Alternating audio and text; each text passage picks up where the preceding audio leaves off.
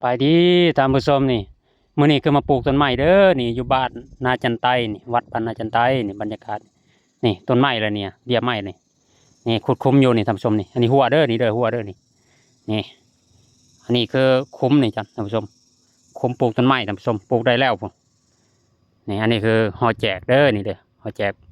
วัดบ้านนาจันไตอันนี้ก็ปลูกต้นไม้แม่นหมดแล้วพุ่นจนสุดทั่วพุ่นไปพุ่นนี่เป็นคุ้มอยู่นี่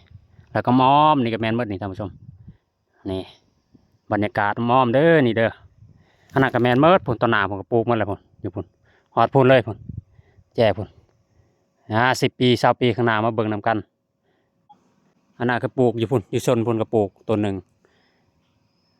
มาเบิ่งนำกันเด้อท่านผู้ชมว่าต้นไม้ที่ปลูกอยู่นี่ในขณะนี้นี่ลุมนี่ใช่นี่ลุมนี่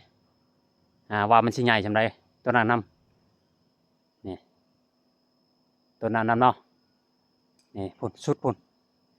ถ่ายให้ท่านผู้ชมได้เบิ่งนำกันว่า10 ปี20 ปีข้างหน้าว่ามันสิเป็นอะไรก็รับชมนำกันเด้อนี่เด้อท่านผู้ชมถ่ายไว้เป็นที่ระลึกท่านผู้ชมขอขอบใจ